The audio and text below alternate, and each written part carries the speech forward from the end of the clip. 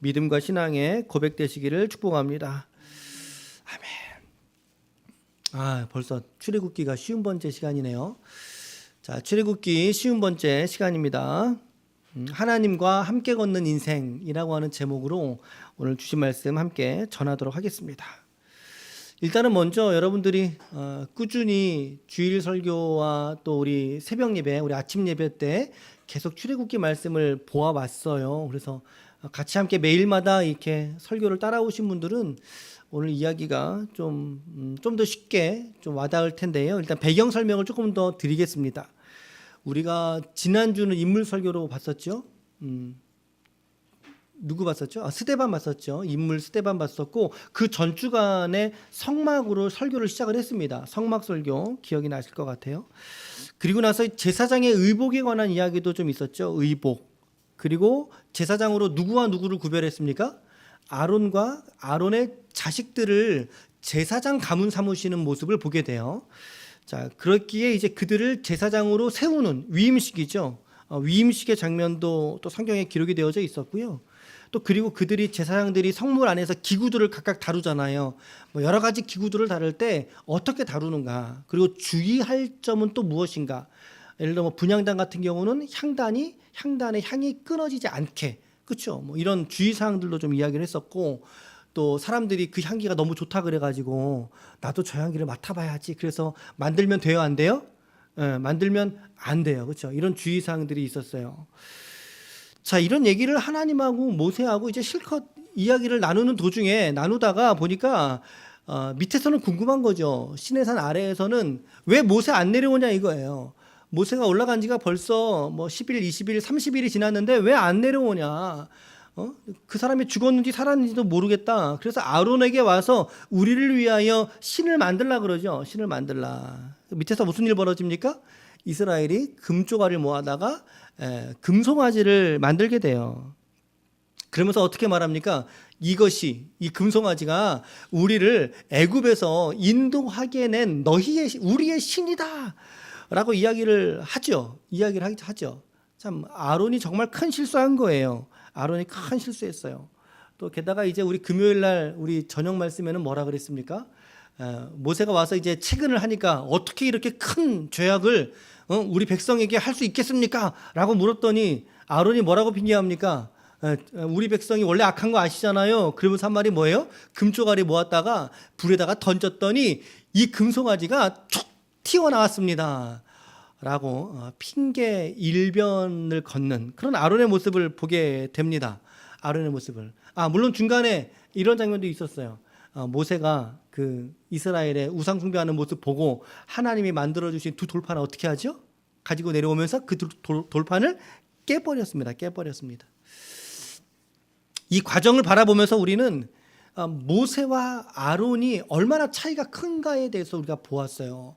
정말 이 아론이 왜 1인자, 왜 리더십이 되지 못했는지를 우리가 깨닫게 되었고, 모세는 심지어 뭐라고까지 기도했습니까? 하나님, 이 백성의 죄를 용서해 주십시오. 이 백성의 죄를 용서하지 않으시려거든 어떻게 해달라고요? 내 이름을 생명책에서 지워주십시오 라고까지 이야기를 했잖아요. 여러분, 누가 이런 기도를 할 수 있겠어요? 자기 생명을 담보로 누가 이런 기도 할 수 있겠어요? 우리 주변을 찾아본다면 아마 또 우리 부모들이 자식을 향해서는 이런 기도 하실 것 같아요. 자식을 향해서. 아내가 남편을 위해서 이런 기도 잘 안 하실 것 같고, 남편도 아내를 위해서는 이런 기도 하기가 쉽지 않은데, 그런데 자식들을 위해서는 아마도 이런 유사한 기도를 할 수 있지 않았을까라고 하는 그런 생각을 해보게 됩니다. 자, 하나님께서 이 모세의 기도를 들으시고 어떻게 하시죠? 일단은 심판을 유보하십니다. 심판을 일단은 뒤로 밀루시죠. 취소하시죠. 자, 오늘 사건은 지금 바로 앞절에 말씀드린 이 배경을 하면서 펼쳐지는 이야기가 오늘 본문의 얘기입니다. 오늘 본문의 얘기. 자, 1절 말씀 같이 한번 읽겠습니다. 시작. 여호와께서 모세에게 이르시되 너는 네가 애굽 땅에서 인도하여 낸 백성과 함께 여기를 떠나서 내가 아브라함과 이삭과 야곱에게 맹세하여 내 자손에게 주기로 한 그 땅으로 올라가라. 여러분 말씀 잘 보세요. 내 백성하고 네 백성 구분돼요, 안 돼요? 되고 있어요, 지금. 그렇죠? 너가 애굽 땅에서 인도하여 낸 너 백성하고 넌 함께 올라가라. 그러면서 나는 어떻게 했습니까? 나는 아브라함과 이삭과 야곱에게 맹세하여 약속한 그 땅을 내가 너희에게는 주겠다라고 말씀하고 있어요.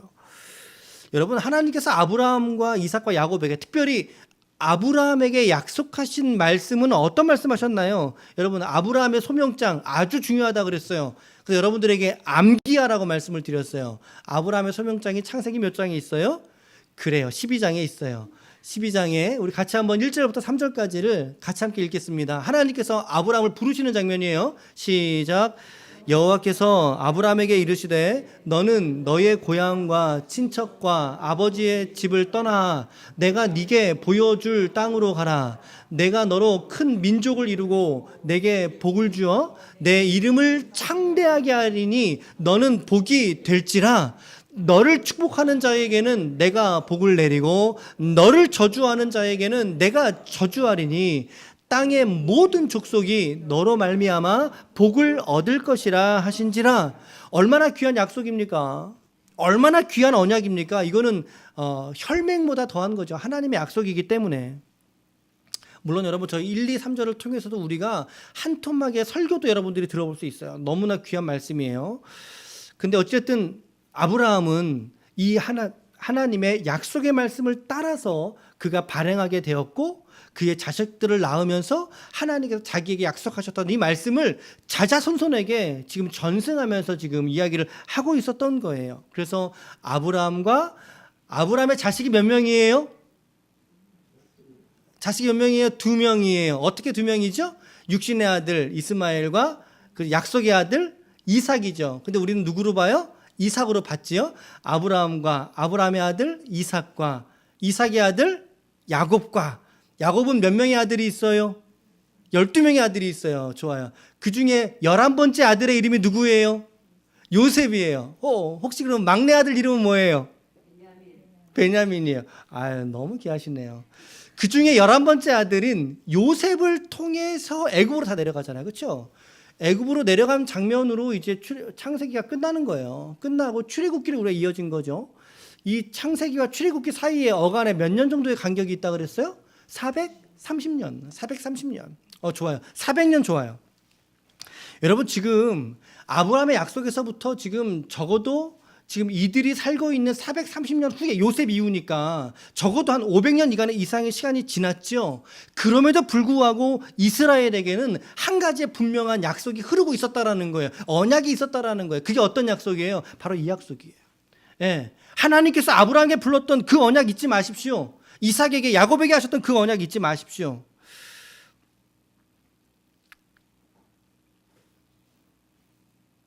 자, 이 약속을 따라서 하나님께서는 지금 이스라엘 백성들을 가나안이라고 하는 젖과 꿀이 흐르는 땅으로 이끄시는 과정 속에 있는 거예요. 이끄시는 과정.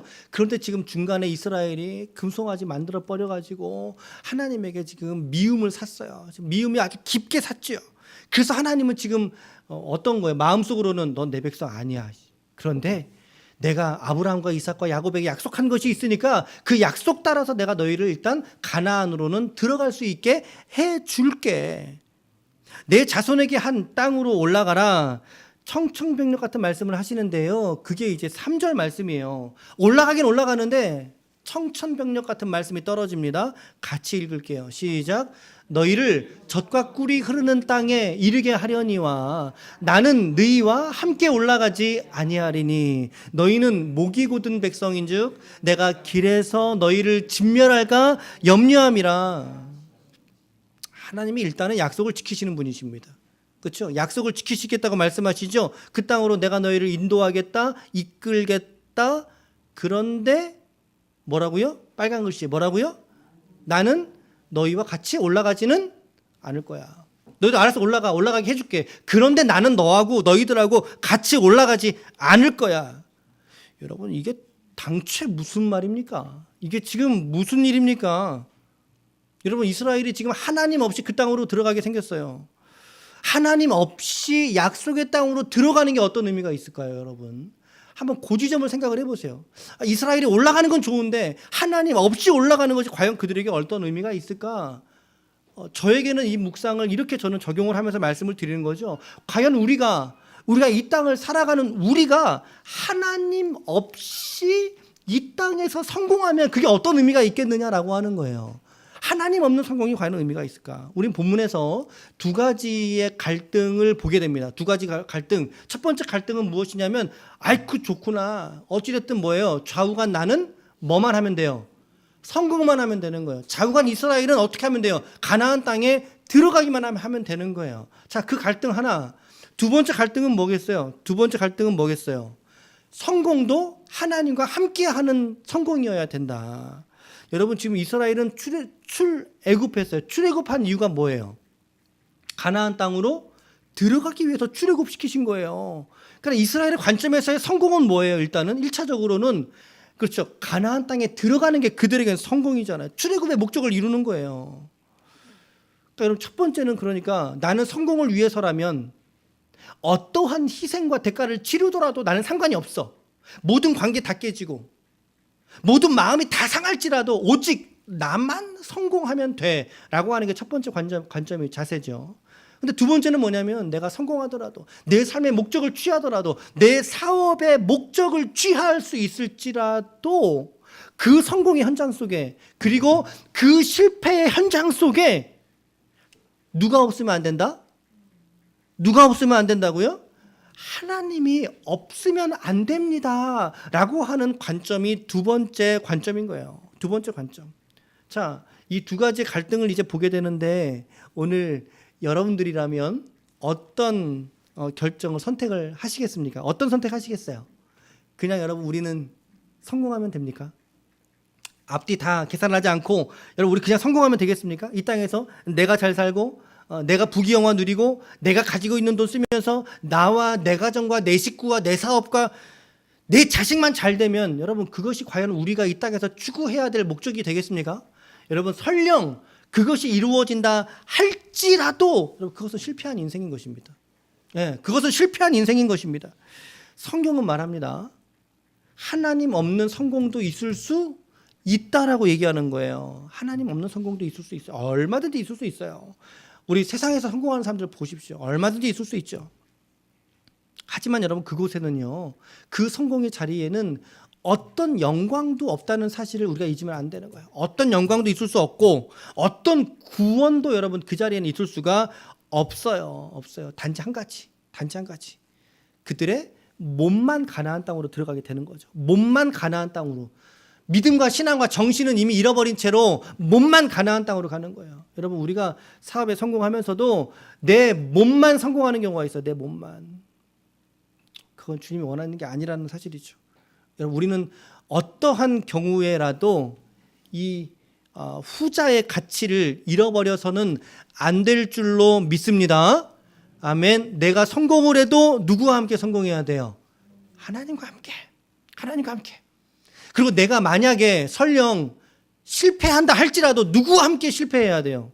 하나님과 함께. 여러분 실패도 하나님과 함께하는 실패는 완전한 실패가 아니잖아요.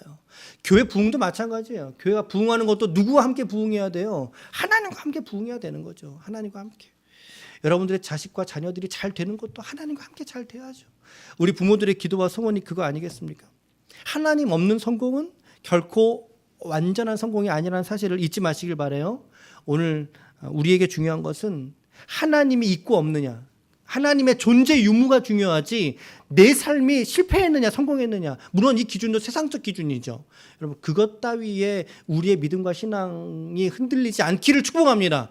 그것이 우리의 믿음을 좌우하는 가치가 아니라는 거죠. 오직 하나님이 있느냐 없느냐. 오늘 여러분들은 하나님과 이처럼 함께 걷고 있는 인생을 살아가고 계십니까? 오늘 설교 제목이 뭐예요? 하나님과 함께 걷는 인생. 하나님과 함께 어떠한 상황에서도 하나님과 함께 걷는 인생이 되고 계십니까? 지난 한 주간 어떠셨어요? 한번 잠깐 돌이켜 보세요. 지난 한 주간 나는 어떻게 살았지? 하나님과 함께 살았나? 오케이. 그러면 나는 잘 산 거야. 내가 세상에서 말하는 실패와 성공 속에 내가 있다 할지라도 어떤 상황이 있다 할지라도 내가 하나님과 함께 살았다라면 나는 잘 산 거야. 몸이 좀 아팠어요? 괜찮아요. 하나님과 함께 아팠다라면 여러분 괜찮은 거예요. 괜찮은 거예요. 우리가 조금 삐끗해도, 우리가 조금 더 잘 돼도 하나님과 함께 걷는 인생길이 되시기를 축복합니다. 아멘. 우리 좌우에 한번 인사합시다. 하나님과 함께 걷는 인생이 되십시오. 시작. 하나님과 함께 걷는 인생이 되십시오. 아멘. 우리 현영이한테도 인사 좀 해주세요. 네. 네. 네. 하나님과 함께 걷는 인생 되시길 축복합니다. 아멘. 가장 중요한 거야. 가장 중요한 거 한 문장. 가장 중요한 한 문장. 오늘의 한 문장. 자, 그랬더니 이스라엘이 어떻게 반응하죠? 좀 난리가 난 겁니다. 하나님이 내가 너희와 함께 올라가진 않을 거야. 이스라엘이 난리가 나죠. 4절 말씀 볼게요. 4절에 백성이 이 준엄한 말씀 같이 안 갈 거야. 듣고 슬퍼하여 한 사람도 자기 몸을 단장하지 않았다. 여기서 단장하지 않았다는 말의 의미는 또 다른 곳으로 이동하려고 하는 출발 준비를 하지 않았다 이런 의미, 혹은 슬픔이 커서 아무런 일도 할 수 없을 정도로 이 슬픔이 컸다라고 하는 의미가 있어요. 자, 이 슬픔이 이스라엘에게 가득하게 되자 하나님이 이제 그들의 슬픔을 보시고서 한 가지의 제안을 하시죠. 하나님의 마음이 하나님의 택하신 성도 앞에서는 참 이렇게 약하신 것 같아요. 약하신 것 같아요. 저는 그게 느껴졌어요. 가지 않겠다라고 하셨는데 이 백성의 이 아픈 모습, 슬픔에 잠긴 이들의 모습을 보고 하나님께서 한 가지의 제안을 그들에게 이제 하죠. 그게 뭐예요? 너희의 몸에 있는 장신구를 떼내라는 것입니다. 너희 몸에 있는 장신구를 떼내라. 앞으로 그 장신구 패용하지 말아라. 5절 말씀. 5절의 하반절입니다. 하반절에 보면 너희는 장신구를 떼라. 그리하면 내가 너희에게 어떻게 할지를 내가 정해보겠다. 일단 너희들이 장신구를 떼내는 실천을 먼저 하라고 말씀합니다. 자, 6절 같이 읽을게요. 시작. 호렙산에서부터 그들의 장신구를 떼어내니라. 여러분, 왜 떼라고 했을까요? 왜 떼어내라고 했을까요? 저는 이제 즉흥적인 묵상을 하는 거죠. 왜 떼내라고 했을까? 그렇게 무거운 것도 아니고, 장신구면 얼마나 무겁겠어요. 걸으면서 힘든 것도 아닌데 왜 떼내라 그랬을까? 왜냐하면 이 장신구 때문에 금송아지 나왔거든요. 그게 좀 여러분 눈치채셨습니까? 그들이 차고 있던 금목걸이, 금귀걸이, 금반지, 금팔찌, 그리고 그거 장신구 차고 있다가 뭐 아론이 갖고 오라고 하니까 그거 얼렁 내다 둔 거 아니에요. 장신구에서 금송아지 나온 거예요. 그러니까 어떻게 보면 그러니까 하나님의 마음에는 그들이 하나님의 눈에는 장신구 보면 뭐가 떠오르시겠어요? 하나님의 눈에는 마음에는 아이고 금송아지 저 사람 저 백성들이 또 금송아지 만들라. 또 금송아지 만들어서 나를 아프게 할까? 저는 그랬어요. 차고 있던 그것을 통해서 금송아지를 만들었기 때문에 하나님이 떼라고 하셨다. 자, 이제 영적인 의미를 우리가 좀 찾아봅시다. 이 장신구 떼라라고 하는 말은요, 역시 앞서 말씀드린 대로 두 가지의 의미가 메시지가 있어요. 두 가지 의미가 있는데 첫 번째는요, 아예 그 죄를 짓게 되잖아요. 죄를 짓게 되는 원인 자체를 어떻게 하라는 거예요? 기피하라는 거예요. 원인 자체를 가지고 있지 말라는 거예요. 여러분, 하나님이 가끔 가다가 하나님 왜 저한테는 돈을 안 주세요? 그럴 때가 있었어요. 하나님, 여러분도 그렇게 기도한 적 있으세요? 없으세요? 우리 집사님들은 워낙 믿음이 좋으셔서 그런 기도는 안 하셨을 줄로 제가 아는데 저는 했었어요. 한때 하나님 저는 왜 돈 안 주세요? 근데 그때 주님이 깨닫게 하신 게 너가 돈 가지고 죄를 지을 거기 때문에 내가 돈을 안 준다. 이제 그런 상당히 저 개인적인 얘기를 하는 겁니다. 개인적인 얘기를. 마치 이런 거 아니겠어요, 여러분? 이런 거 아닐까요? 하나님께서 무언가 주셨을 때 그 주신 것을 통해서 우리가 죄의 형상을 이루어가는데 우리가 사용하게 된다면 하나님은 그거 쉽게 허락하거나 주지 않으셨을 것 같아요. 첫 번째는 뭐예요? 죄의 원인을 소유하지 말라. 아예 갖지 말라는 거죠. 아예 몸에 지참하지 말라는 거죠. 자, 이 메시지가 하나 있고, 두 번째는 뭐냐면요, 이방으로부터 얻은 거룩하지 않은 것에 대한 소유를 버리라는 거예요. 이방으로부터 얻은, 자, 이들이 지금 차고 있는 금구걸이, 금귀걸이, 금목걸이, 금팔찌, 여러분 이거 전부 다 어디서 가져온 거예요? 어디서 가져온 거예요? 시내산에서 이렇게 시내산까지 여행하는 그 광야길에서 그들이 발견해 가지고 얼른 만든 건가요? 아니요, 그렇지 않아요. 이들이 가지고 있는 금 장신구는 전부 다 어디서 갖고 온 거예요? 전부 다 애굽에서 갖고 온 거예요. 애굽에서. 그렇죠? 애굽에서 그들이 매매했거나 또 얻었거나 만들었던 물건이 이 장신구예요. 여러분, 이 장신구는 달아요, 안 달아요? 안 달아요. 달지가 않아요, 여러분. 그럼 여러분들 이 이스라엘 백성들이 장신구 보면서 뭐 생각했을까요? 생각해 보세요. 장신구를 보면서 아우, 이 팔찌 지난번에 박 사장한테 산 건데 지금은 잘 있나 몰라. 그죠?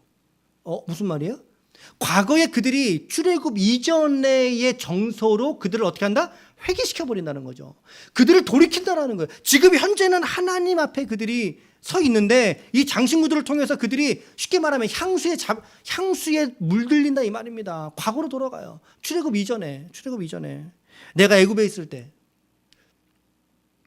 이미 돌이켜 왔음에도 불구하고 앞으로 가야 될 길을 지시하는 것이 아니라 이들이 가진 것으로 말미암아 자꾸만 뒤를 보게 만든다는 거죠. 뒤를 보게 만든다. 여러분, 믿는 자들에게 뒤를 보게 만드는 것은 불신앙을 의미하는 것입니다. 불신앙. 그래서 하나님은 그 이방으로부터 얻은 그 거룩하지 않은 소유를 버려라, 떼버려라 라고 말씀하고 계신 거예요.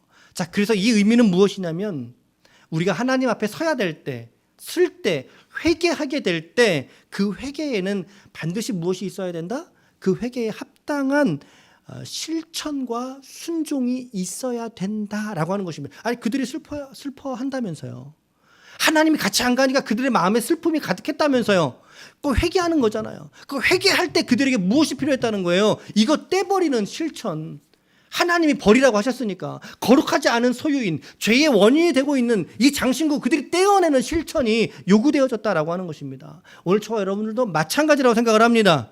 여러분, 우리 생애 속에도 이들은 금송아지를 깎은 죄가 있었어요. 그래서 그들은 공동체적으로는 3,000명이 죽었어요. 아시죠? 기억나시죠? 3,000명이 죽었어요. 공동체적인 관점에서. 하지만 개인적 관점에서의 회개를, 죄사함을 요구하는 회개가 필요했는데 그 회개에 합당한 실천이 오늘 본문의 맥락에서는 무엇이었다? 장신구들을 떼는 것이었다. 자, 여러분들에게 묻습니다. 혹시 여러분들에게 이 장신구가 남아있진 않으십니까? 내가 떼어버려야 될 장신구, 나에게도 이런 장신구가 남아있지는 않은가? 비록 손발 머리에는 차지 않았을지라도 내 마음속에 이 장신구가 남아있지 않은가? 세상에 가져온 것들에 만족하면서 오호라, 세상이 이렇구나, 얼마나 아름다운가, 얼마나 귀한가, 세상을 추억하게 만들고 또다시 우리로 하여금 그곳으로 돌아가고 싶어하게 만드는 그런 것들이 있다면 여러분, 오늘 저와 여러분들도, 오늘 우리들도 과감하게 오늘 말씀에 따라 순종하면서 우리 과감하게 그 장신구들을, 불신앙의 장신구를 떼어내 버릴 수 있기를 축원합니다. 우리에게 그 마음이 필요해요. 우리에게 하나님 떼어버리겠습니다. 말씀에 순종하겠습니다. 주님이 기뻐하지 않으시는 것이 있다면, 그것이 어떤 모양이든지 간에 무엇이든지 간에 그것이 있다면 내가 그것을 버리길 원합니다. 내가 더 이상 차지 않겠습니다. 여러분, 그 자리에서부터 은혜가 시작되는 거예요. 내가 버린 자리에서부터 은혜가 시작되는 거지, 내가 여전히 여기저기 주렁주렁 다 차고 있는 그 자리에서 결코 은혜가 출발될 수가 없어요. 세상의 장신구로 마치 열매 맺은 것처럼 주렁주렁 우리가 달고 다니면 반드시 그것 때문에 언젠가는 내가 시험의 자리에 들 수가 있다는 사실입니다. 잊지 마십시오. 내가 버리지 못한 세상에 있는 세상적 장신구 우리가 달고 있다면 우리는 그것으로 인해 시험 들 수 있다. 우리 두 번째 적용은요, 회개에는 반드시 그에 합당한 순종과 실천이 요구된다. 그래서 세상에서 가져온 장신구 떼어버리자라고 하는 말씀 드리고 싶어요, 여러분들에게. 자, 두 번째 메시지까지 보았고요. 마지막입니다. 마지막 단락에서는 이제 모세가 이제 진으로 이동에 들어가죠. 진으로 이동에 들어가는데, 자, 모세는 이스라엘 백성이 행군하는 그 진이 있어요. 그 진 바깥에다가 이제 회막을 하나 지었단 말이죠. 조그만 천막 같은 걸 지었어요. 회막, 이제 장막이라고 하는데 이걸 쳐놓고 하나님의 말씀을 들으러 갈 때에는 늘 여기를 출입했단 말이죠. 여기를 출입해서 하나님 말씀 듣고 기도하고 하나님과 친밀히 교제하고 대화 나누고 이런 장막이었어요. 그리고 이제 뭐 잠잘 때는 오늘 말씀 보니까 다시 진으로 돌아왔다 그러잖아요. 그러니까 아마 이 진 가운데에 숙소는 따로 있던 거죠. 숙소는 따로 있던 거죠. 여러분, 근데 이 장막은요, 여러분들이 지금 지지난주부터 성막을 우리가 쭉 보았잖아요. 지금 이 장막은 성막하고 같아요, 틀려요? 같아요, 틀려요? 이거 다른 거예요, 여러분. 다른 거예요. 우리가 읽어나가다 흔히 착각하기가 쉬워요. 여기 나오는 이게 장막이라고 표현되어 있잖아요. 장막. 말 그대로 이제 텐트입니다. 텐트. 이것하고 성막은 아직 건설하기 이전이에요. 그러니까 이 장막과 이거를 이제 혼동하시면 안 돼요. 여기서 그냥 장막이에요. 하나님과 함께 장막. 그러니까 성막하고는 유사한 기능을 하긴 했던 거죠. 말씀 들으러 가고 하나님의 임재가 있는 상징에 있는 구름 기둥이 덮이고. 그러니까 성막과 같은 기능을 했지만 우리가 그동안 지금까지 한 두어 주간 보셨던 그 성막과는 다른 거다라고 하는 거예요. 그러니까 이 장막이 이스라엘에게도 특별했고 그리고 또 모세에게도 아주 특별하지 않았겠습니까? 오늘 말씀 8절 보세요. 8절 9절 시작. 모세가 회막으로 나아갈 때에는 백성이 다 일어나 자기 장막 문에 서서 모세가 회막에 들어가기까지를 바라보다가 모세가 회막에 들어갈 때에 구름 기둥이 내려서 회막 문에 서며 여호와께서 모세와 말씀하셨다라고 기록하고 있죠. 그렇죠? 그리고 마지막 절 11절도 같이 읽어봅시다. 11절. 자, 시작. 사람이 자기 친구와 이야기함 같이 여호와께서는 모세와 대면하여 말씀하시며 모세는 진으로 돌아오나 눈의 아들 젊은 수종자 여호수아는 회막을 떠나지 아니하니라. 아멘. 예, 이래서 눈의 아들 여호수아가 모세의 후계자가 될 수 있었던 것 같아요. 그러니까 이제 왜 큰 나무는 뭐부터 알아봐요? 떡잎부터 알아본다 그러죠. 여호수아는 회막을 떠나지 않으면서 하나님 곁에 머물렀던 인물이 여호수아로 묘사가 되고 있어요. 자, 여러분, 이곳에서 지금 나타나고 있는 모세 어떤 모습입니까? 어떤 모습이에요? 하나님과 대면했어요. 하나님과 말씀 나눴어요. 친구와 같이 이야기를 나눴어요. 이거 뭐 전무후무하죠. 이런 사람 없어요, 여러분. 성경 속에 모세와 같은 인물은 예수님 말고는 없어요. 에녹이든 엘리야든 죽음을 보지 않았던 선지자들조차도 모세와 같이 하지는 못했어요. 성경 인물의 유일한 한 명이에요, 모세. 여기서 지금 대면이란 말이 나오잖아요. 그래서 우리는 대면이라고 했으니까 이게 이제 얼굴을 마주대하다 그거잖아요. 그래서 우리가 모세가 눈을 떠서 하나님하고 얼굴과 얼굴을 마주보고 얘기하지 않았을까? 그 의미는 아닙니다. 좀 주의하셔요. 그 의미는 아니에요. 이 표현은 하나님하고 모세하고 어떻다는 거예요, 관계가. 그렇죠. 친밀하다라고 하는 의미를 대면하여 말씀하셨다. 이렇게 표현한 거예요. 실제 하나님의 얼굴을 볼 수가 없어요. 보면은 즉사해요. 죽어요. 성경은 그렇게 증언해요. 자, 모세에게는요, 지금 하나님과 소통을, 교제와 말씀을 나누고 기도할 수 있는 뭐가 있었어요? 회막이 있었어요. 장막이 있었어요. 언제든지 하나님 앞에 나아갈 수 있는, 언제든지 찾아 들어갈 수 있는 회막이, 장막이 모세에게는 있었어요. 그 회막을 기준으로 해서 하나님의 말씀이 모세에게 들려왔고 하나님의 임재인 구름 기둥이 그곳에 꽃피었고 그는 그 회막에서 하나님과 말씀과 기도와 말씀을 나눴어요. 자, 여기서 우리가 한 가지 적용을 더 마치고 이제 마칠게요. 오늘 말씀 이런 적용을 드릴게요. 여러분, 우리도 우리 인생에서 내가 들어갈, 그리고 내가 찾아 들어갈 수 있는 그런 나의 회막이, 장막이 있어야 한다라고 하는 것입니다. 영적인 의미죠. 나의 장막이 있어야 돼요. 나의 회막이 여러분 있어야 돼요. 여러분들 생애 속에 왜 그럴까요? 그곳에서 말씀 들리시잖아요, 하나님께서. 그곳에서 말씀을 들리고 그곳에서 하나님과 교제하고 그곳에서 이 땅을 살아갈 힘과 지혜와 용기를 얻는 곳, 그것이 바로 나의 장막이라는 것입니다. 나의 장막. 그러기에 이것을 교회론적으로 이야기한다면 오늘 우리 기쁨의 교회죠.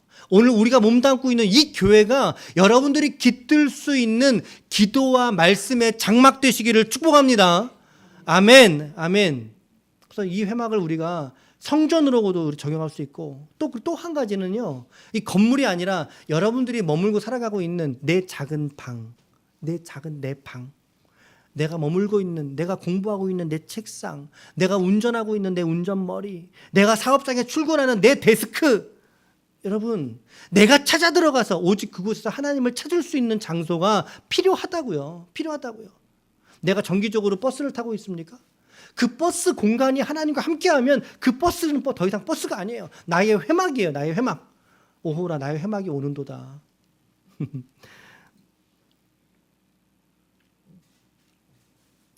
여러분, 오늘 여러분과 저는 오늘 이 인물 모세처럼 하나님을 친밀히 만나는 그러한 장막이 있습니까?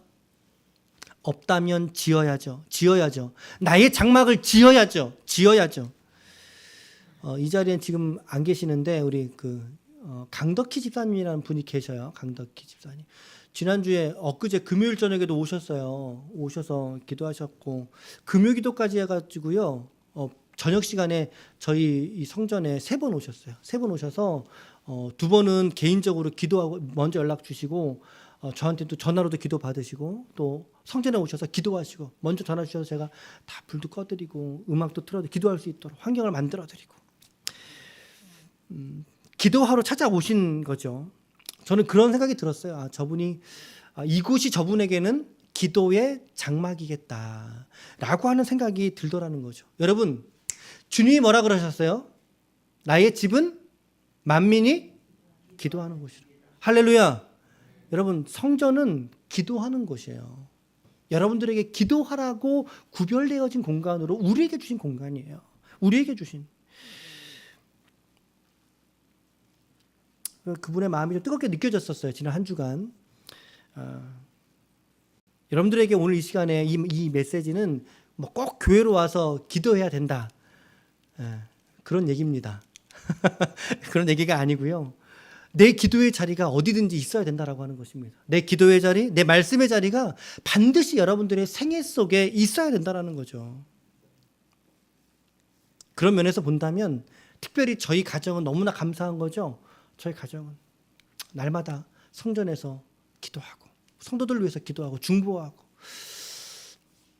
여러분들의 기도의 장막을 지어갈 수 있기를 축복합니다. 아멘. 골방도 괜찮고 버스도 괜찮고 운전도 괜찮고 어디든 괜찮아요. 내가 하나님과 친밀히 아주 짧은 시간이라도 단 5분이라도 내가 하나님과 묵상할 수 있는 교제할 수 있는 그 거룩하게 구별된 공간들을 여러분들이 지어갈 수 있기를 축복합니다. 아멘. 그러니까 이제 여러분 좀 또 이제 교회도 오셔도 돼요. 교회도 이제 오셔도 될 것 같아요. 또 저녁이라도 오시려고 하면 연락을 먼저 좀 주세요. 그러면 제가 환경을 만들어 드리고 저도 같이 기도하거나 제가 이제 집사님께 죄송했던 건 제가 다른 일 할 때 오셔서 저는 같이 기도하지 못했지만 같이 함께 기도하거나 기도의 자리를 만들어 드릴게요. 그게 저의 일이잖아요. 저의 일. 제가 일할 수 있도록 여러분 도와주세요. 그래서 여러분 교회 좀 오셔도 괜찮고 또 여러분들의 삶에 그러한 기도의 자리, 말씀의 자리를 장막을 만드시라라고 하는 권면을 마지막으로 드려요. 이게 하나님과 동행하는 인생의 모습이에요. 이게 하나님과 동행하는 인생. 그래서 오늘 3번째 적용, 나의 장막 짓자. 기도와 말씀의 장막, 하나님과 교제하는 믿음의 장막 꼭 반드시 지어서 하나님을 기쁘시게 하는 성도가 되시기를 축복합니다. 아멘. 우리 마지막으로 이제 이렇게 3가지로 오늘 적용의 말씀들 드리고 마칠게요. 자, 1번 시작.